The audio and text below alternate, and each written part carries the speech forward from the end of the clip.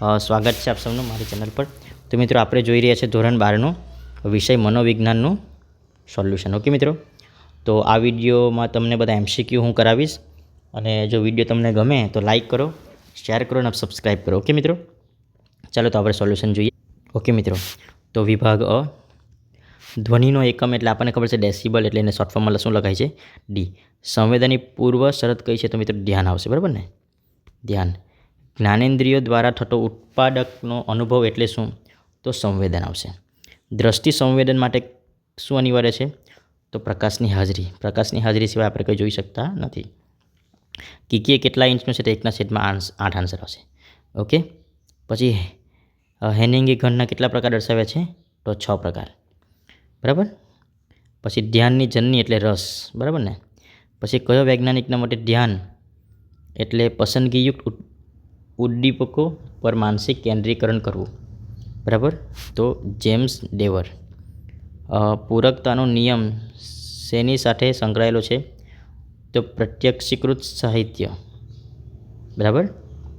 આમાં answer option કો આવશે। પ્રત્યક્ષીકરણ સંગઠનના નિયમો આપનાર મનોવૈજ્ઞાનિક તો આન્સર આવશે વ્લાદિમીર કોહલર અને કોફકા। પદાર્થને તેના યથોચિત સ્વરૂપમાં ઓળખીને તેને શું કહેવાય તો પ્રત્યક્ષીકરણ। પ્રત્યક્ષીકરણ એ કેવા પ્રકારની જટિલ પ્રક્રિયા છે આ કમેન્ટ બોક્સમાં લખજો, 12, 13, 14, બરાબર ને। સમસ્યા પેટીના પ્રયોગમાં બિલાડી 24 મિનિટ પ્રયત્ને કેટલા સેકન્ડમાં બહાર નીકળે તો 10 સેકન્ડ, 24માં પ્રયત્ને, બરાબર ને। કયા મનોવૈજ્ઞાનિકે પોતાની તબીબી વિદ્યા ક્ષેત્રમાં નોબેલ પારિતોષિક તો પાવલોવ। કૂતરાની સામે ખોરાક રજૂ કરવાની સાથે કૂતરાના મોંમાં સ્વાભાવિક રીતે લાળ ઝરે તે ઉદ્દીપકને શું કહેવાય છે તો અનભિસંધિત ઉદ્દીપક। પાવલોવના પ્રયોગમાં પ્રબલન એટલે ઘંટડી। મનોવિજ્ઞાનને કારક ક્રિયાત્મક અભિસંધાન મહામૂલી ભેટ કોણે આપી છે તો સ્કિનર।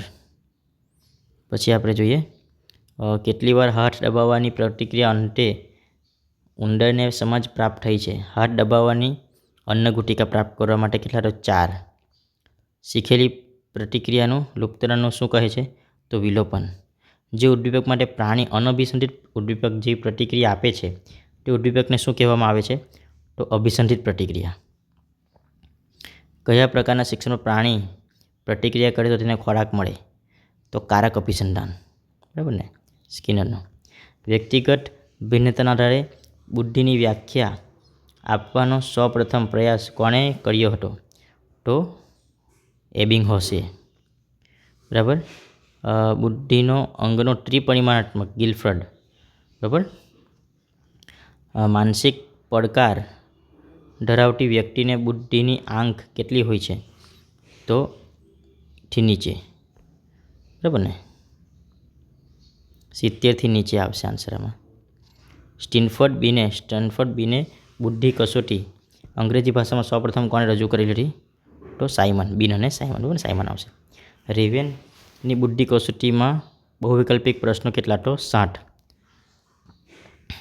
ખેડૂતનો વનપ્રવાસીઓ જીવવિજ્ઞાનીઓમાં કઈ બુદ્ધિ જોવા મળે છે, બરાબર, આમાં જોવાનું છે આપણે। રાજનેતા ધર્મગુરુ શિક્ષકોમાં કઈ બુદ્ધિનું વિશેષ પ્રમાણ જોવા મળે છે તો આંતરવૈયક્તિક બુદ્ધિ, બરાબર। ગાર્ડનર કયો સિદ્ધાંત દર્શાવેલો છે તો બહુવિધ। જેવી બોધાત્મક પ્રક્રિયા માટે મગજનો કયો ખંડ જવાબદાર છે તો અગ્રખંડ। બુદ્ધિ ક્ષમતાનું માપન કરવાનું સૂત્ર કોણે દર્શાવ્યું છે તો સ્ટર્ન। બુદ્ધિ અનેક પ્રકારની શક્તિઓ સમૂહ છે તો બોધાત્મક। રેવનની બુદ્ધિ કસોટી કઈ સાલમાં તો 1936। કેટલી બુદ્ધિ કક્ષા ધરાવનાર વ્યક્તિનો સામાન્ય કક્ષામાં થાય છે તો 109થી 120 સામાન્ય। માનવ વિકાસ તો આન્સર આવશે આમાં 2, બરાબર।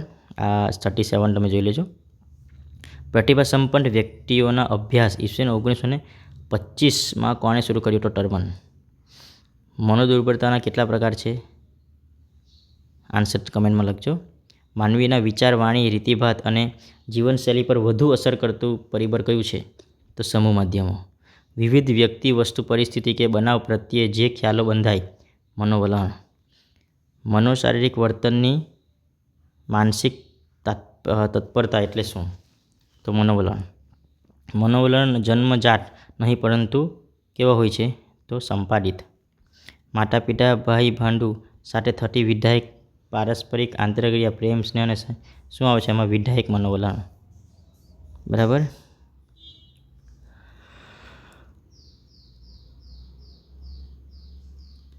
માનવીના મનમાં રૂઢ થયેલા ખોટા ખ્યાલોને શું કહેવાય? પૂર્વાગ્રહ. વર્તમાનપત્રો, ટેલિવિઝન, ટેલિફોન અને મોબાઈલ, ઇન્ટરનેટ વગેરે શાના સાધનો છે? તો સમૂહ માધ્યમ. બરાબર. પછી મનોવલણ વિકસે છે ક્યારે? તો વ્યક્તિથી જૂથ તરફ. કઈ સદી ટેકનોલોજી યુગ કહેવાય છે? તો 21મી સદી. માનવીના મનમાં રૂઢ થયેલા ખોટા ખ્યાલ એટલે પૂર્વાગ્રહ. પૂર્વાગ્રહમાં પરિવર્તન લાવવા શિક્ષણ સાથે સંદેશ આપનાર વ્યક્તિ અને જૂથની વિશ્વાસપાત્રતા અસરકારક નીવડે છે તેવું સંશોધન કરનાર મનોવૈજ્ઞાનિકનું નામ જણાવો. તો હાર્ડિંગ. અશિક્ષિતો પરંપરાગત માન્યતાઓ વળગી રહે છે માટે પૂર્વાગ્રહનું પરિવર્તન લાવવા શિક્ષણ જરૂરી તેવું કયા સંશોધનમાં જોવા મળ્યું? સ્ટેમ્બર. પૂર્વાગ્રહ એટલે ઉતાવળિયો અને પૂરતી તપાસ વગર સ્વીકારવામાં આવેલો અભિપ્રાય કે નિર્ણય. આ વ્યાખ્યા કોણે આપી છે? તો ઓકબર્ન. પ્રિજુડાઇઝ શબ્દ કઈ ભાષા? તો લેટિન. માનસિક રીતે સ્વસ્થ જીવન જીવવા વ્યક્તિને શામાં પરિવર્તન કરવું જોઈએ? તો જીવનશૈલી. માનવજાતને ભારતની અપ્રતિમ ભેટ કઈ છે? તો ધ્યાન અને યોગ. કયા પ્રકારના મનોભારણની સ્થિતિમાં વ્યક્તિનું પ્રત્યક્ષીકરણ? તો આન્સર આવશે ઉપરમાંથી કોઈ નહીં. કોઈ વિચાર કે લાગણી સંદર્ભે પોતાના વિચારો રજૂ કર્યા છે? રિચર્ડ લેઝાર્સે. તબીબી સંભાળનારને કયા પ્રકારનું સંસાધન કહી શકાય? ભૌતિક. મનોભારના ઉદ્ગમસ્થાનનો કેટલા પ્રકાર વહેંચી શકાય? તો 3. શારીરિક પ્રતિક્રિયાનું મોડેલ કોણે રજૂ કર્યું? તો કાલ્મન. વોલ્ટરે કેનનને શારીરિક પ્રતિક્રિયાનું મોડેલ ક્યારે રજૂ કર્યું? તો 120. આંતરિક સહજ પ્રતિક્રિયા કઈ છે? તો રડવું. બરાબર મિત્રો. ટેન્સેટમાં સવાલનો જવાબ તમે મને જાતે આપજો મિત્રો. તો વિભાગ બીના બધા જ સવાલ તમે વાંચી લેજો, પરીક્ષામાં તમને ઘણું કામ આવશે. ઓકે મિત્રો. આટલો તમે કરો એટલે પહેલી પરીક્ષા તમે મેઇન પરીક્ષા પર પાસ થઈ જશો. બીજી પણ એકમ કસોટી આવશે તેમાં તમે બધા જ પાસ થઈ જશો. ઓકે મિત્રો, થેન્ક યુ. આ વિડીયો ગમ્યો હોય તો લાઈક કરો, શેર કરો, સબસ્ક્રાઈબ કરો અને તમે મારી ચેનલને સબસ્ક્રાઈબ કરો. તમારા મિત્રો સુધી શેર કરો. Thank you friends. અને બીજા વિડીયો માટે પણ ચેનલ પર બન્યા રહો.